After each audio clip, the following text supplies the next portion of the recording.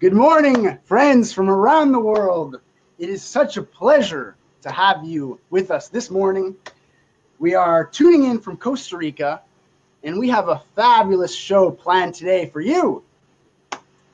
So, all through the month of November, we are going to be interviewing some extraordinary, inspiring, amazing people to bring you love, to spread love all through the internet, to spread inspiration, to spread wisdom.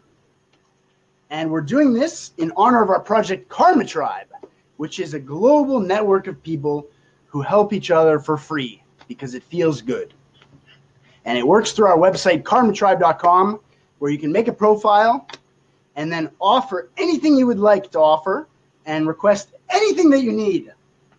For example, right now, I'm learning Portuguese for free through Karma Tribe. I'm teaching English to a few people. I'm giving marketing help.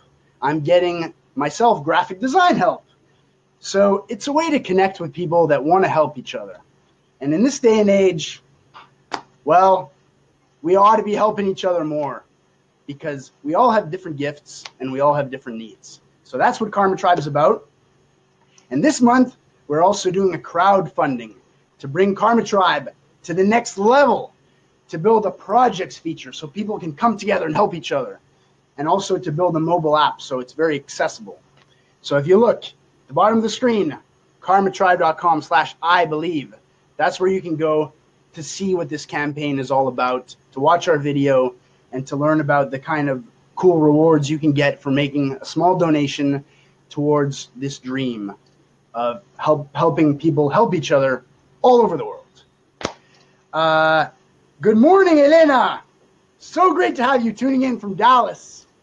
I hope you're having a glorious morning. How's the weather in Dallas?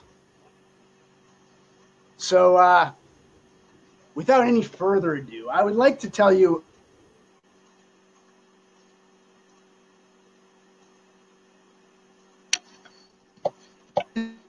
naturopath. She is a lifestyle alchemist. She is basically an expert at feeling good with your body, feeling good in your mind, having a healthy relationship with the things you eat, and with your own psychology. We'll find out more about exactly what she does in a moment. So without any further ado, it is my great honor, my great pleasure to welcome Samantha to the show. Hello, Samantha.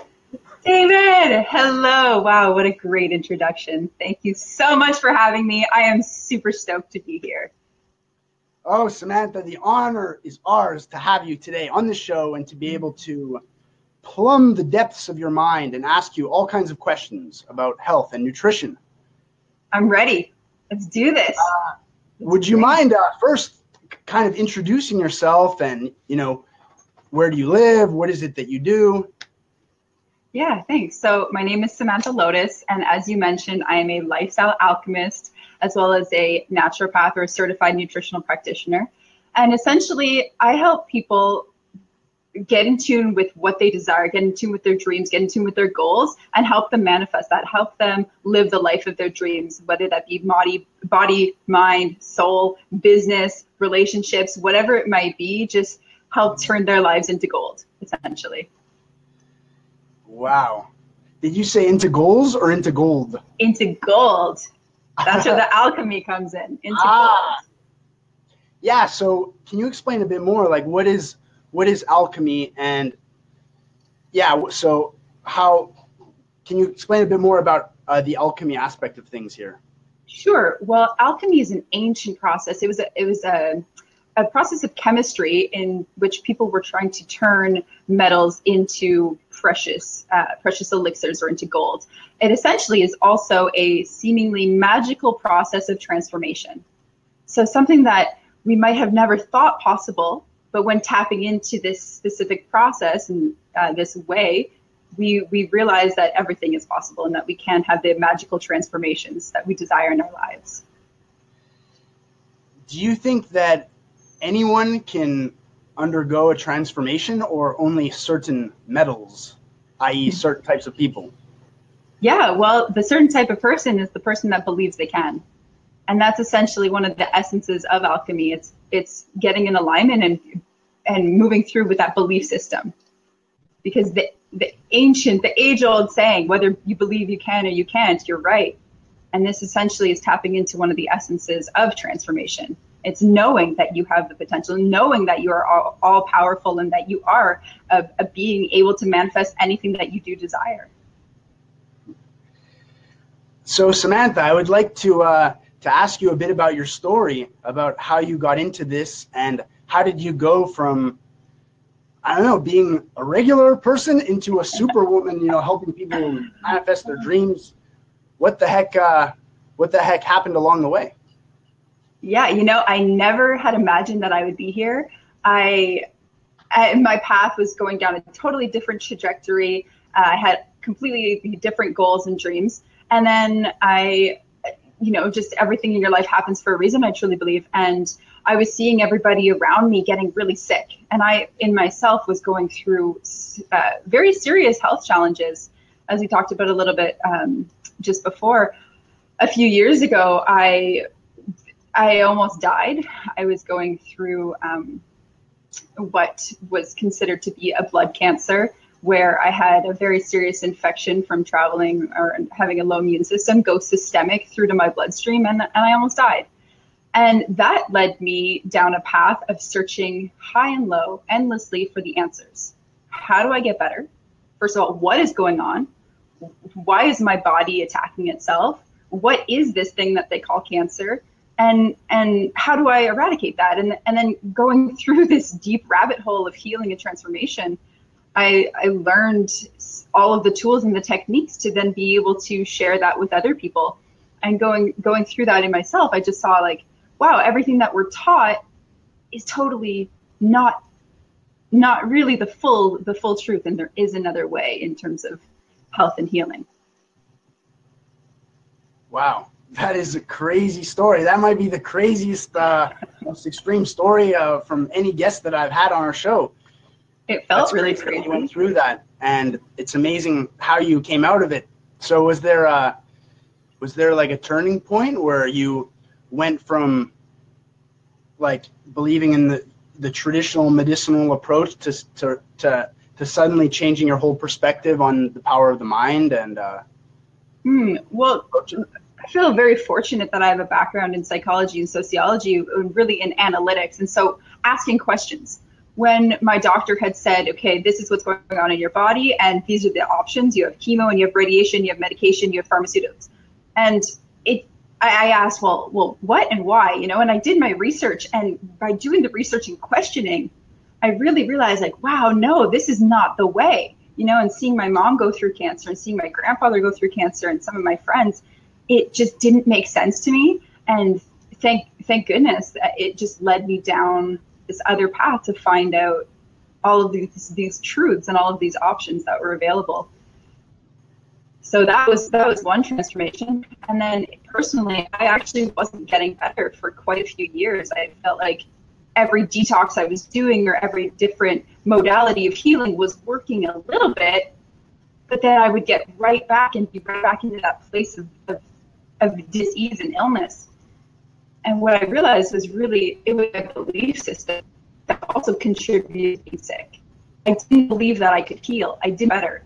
And shifting my mindset into believing that I could get better and believing I could heal really was what helped me and what changed and what enabled me to get better. How does one change their mindset like that? Like, is it a realization, or can a person like make an effort to start thinking about things differently? Yeah, for me, it was somebody directly saying, Sam, your thoughts are making you sick. Your belief that you're sick is contributing to it. And that was like, wow, could this be true? And so it led into my investigation of epigenetics, or now my specialization is in psychoneuroendoimmunology, understanding the processes of the psychological being tied to the neurological, the immune system, the hormonal system, and how it all plays into one system. They're not disconnected. And so everything that we think, everything that we believe has a direct effect on on all parts of us. Wow. Wow, I'm completely blown away by this, by all this information. Yeah, it's kind of wild. It's stuff that we're not taught. You know, it's stuff that we're not taught in school. We're definitely not taught in the healthcare system. We're not taught that our beliefs or emotions affect our body, but they do.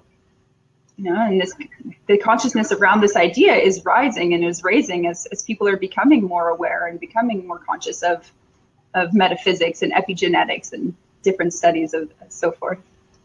So. Yeah, I definitely feel that too. We got a comment here from Scott, shifting forward to good vibes only, positive thinking. Yeah, I feel that's important, but also I feel it's really important to allow yourself to feel the sadness or the anger or the grief, to allow yourself to feel it, to accept that it's there, to honor it, and then to release it so that those emotions don't get stuck in our body. Yeah. It's like, I have also a life coach that has really made an impact on my life, and she taught me that if you have like an uncomfortable feeling of unease, you have to really just like focus on it and accept it and like really like embrace it, and then it pretty much disappears. But if you try to like reject the bad feeling or like cover it up or deny it, it ends up like just festering and like living on inside of you. Absolutely. Suppression, depression, oppression, repression. That's where disease comes from.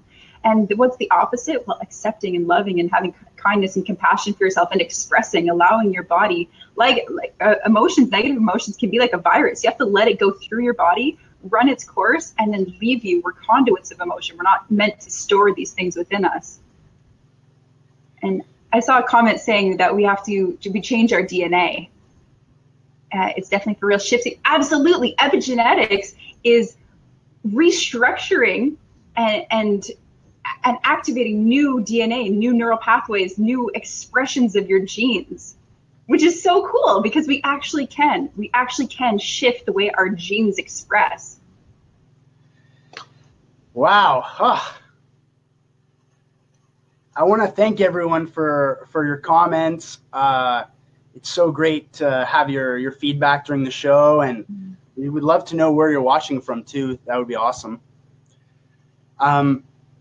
So Samantha, it sounds like a lot of it has to do with your relationship with yourself, right?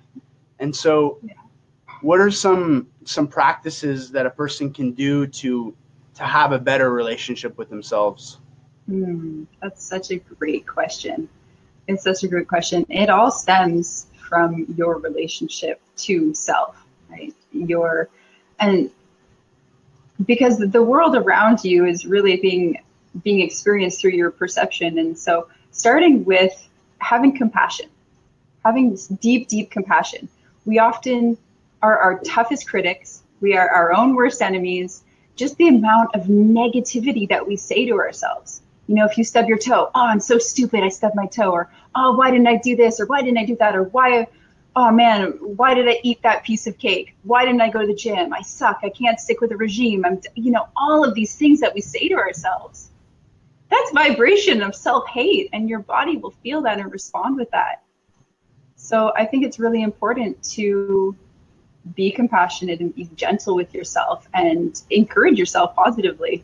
And that can be through journaling. That can be through literally like rubbing your arm and saying, you did great. That can be through tapping. There can be so many different ways, but really just stemming with being kind to yourself and having a deep love and compassion for you and on the things that you do. Oh, wow. This reminds me of a thing that I learned from my friend Jackie, which is I used to tell her, like, Jackie, I hate being by myself alone and like in the house, and I just feel like just kind of depressed when I'm by myself. And she's like, well, you gotta treat yourself as if you're going on a date with like an amazing person, and you have to celebrate when you're with yourself and treat yourself to luxuries and talk to yourself like, oh, I'm so happy to be spending time with you. Yeah, absolutely. You do that too? Yeah, I do. I do. And I love that you said that. There's actually something called the Alchemical Wedding, where you come to a realization that you are your own soulmate, that you first and foremost need to love and marry yourself and just be so good with who you are. And it is a process, and I am not going to say that I am, perfect in that at all. It's always a process. It's always progress being made. But getting to a place where, yeah, you realize like, hey, I am great, and I love hanging out with myself, and I love treating myself right, and I am the most important person in my life, first and foremost. I think that getting to that place is so key for transformation. And do you think it's similar? It's parallel the way that you treat others. Does that impact how you yourself feel?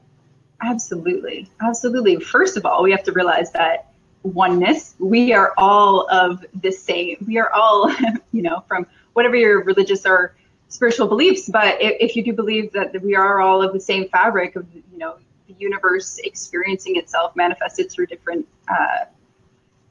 manifests of itself, well, then the way that you treat somebody else will definitely affect you. And actually studies coming out of Harvard and Stanford show that the process of giving actually stimulates your brain in the same way as uppers, eating chocolate, having sex, all of these things that stimulate our brains in positive ways. Giving actually does the same thing to the brain. Wow. So it's healthy. It's amazing. It actually boosts your immune system. It boosts your hormonal system. The stimulation, the different neural pathways and synapses that are being strengthened from giving, which is why I love what you guys at Karma Tribe are doing. It's actually good for your health. Thank you very much for saying that. So why do you think that people are so many times like so focused on themselves and so caught up in these kind of negative patterns? Where does that stem from? Yeah, that's such a great question. And I feel that there are a few reasons. I feel that first, society in its structure of hierarchy and competition, we're taught to be against one another, right? It's all about competition. It's all about winning. It's all about being the best. And I do feel that that's one reason. And second, I feel that the illusion of separation.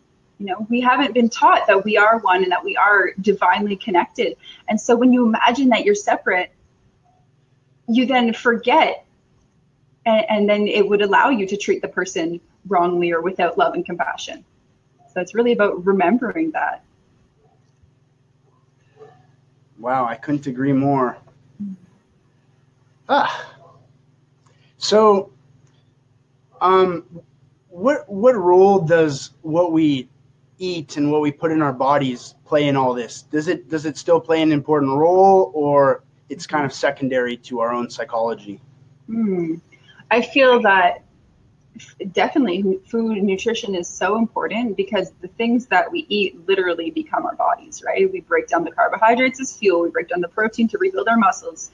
We break down the fats to then feed our brains and our hormones. And so the quality and the energetics of food also makes a huge difference, right? If we're consuming all dead processed foods, well, then that's what our body is going to become, right? And if we're eating beautiful, rich, live, healthy foods made with love and positive energy from the sun and great water and non-GMO and all of these different things, well, that's what our body will become. And so our life force, our vitality, our energy really depends on the things that we're putting into our bodies. And you think having an active lifestyle is also important? Absolutely. Move it or lose it, baby. Yeah, because so not just from a physiological standpoint of our body needs to be utilized, but also our brains, right? Oxygenation. Our brains need stimulation, and we get that through movement. We get that through interaction, through expression. So we actually need it, or we will just just harden, and that's where you get the atherosclerosis and the cardiovascular issues and the obesity and the depression. It's really from a lack of that stimulation and proper oxygenation. Yeah. Going back to nutrition, I'm curious, what is something that you think about nutrition that a lot of people would disagree with? That's a great question. So I feel that with nutrition, it's so bio-individual. There is no one diet that's the best. And so you will have so many different camps saying, you know, paleo is the best and vegan is the only way, especially if you're spiritual. And no, it's high carb. No, it's low carb. And don't prescribe to anybody else's diet. You need to get in tune with what's right for you at the time that is now. And that depends on your goals, that depends on your physiological standpoint, your psychological standpoint, and what feels right for you. So really getting in tune with the bio-individuality and the vibration of your diet right for you. And so, you know, all of these diet books and fads and things like that, they might be great for the person writing them. They might work really well for a subset of people, but that might not necessarily be proper for you. You're inspiring me to like embark on a research project about myself, which is something I never really thought about. You know? Oh, wow. Well, we tend to think like, oh, I need to like research, you know, all these, you know, latest science and all these different theories. But actually, it sounds like what we need to research is ourselves. Get to know yourself. Yes, get in tune with who you are, how you are, what you want, what you believe, what you feel. And the journey of self-exploration is the most powerful and has the most potential for transformation in your life. And so I highly recommend you and everybody else just, do that research. Get in tune with yourself and your needs. There's nothing more beneficial that can come out of that than that can come out of that. Yeah. So are there any like tools or methods to, I mean, earlier you mentioned like journaling. Is there any?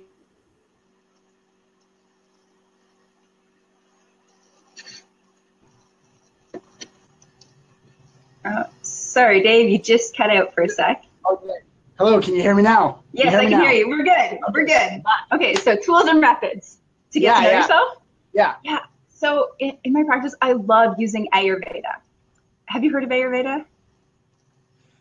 I've heard a little bit about it, but not that much. Okay, cool. So it's a really great system. It's ancient. They used it. The Vedics used it in India. It's similar to traditional Chinese medicine, and it's getting to know your body composition, your body needs, as well as your emotional composition, and then using lifestyle, food, supplements, herbs that fit your specific composition.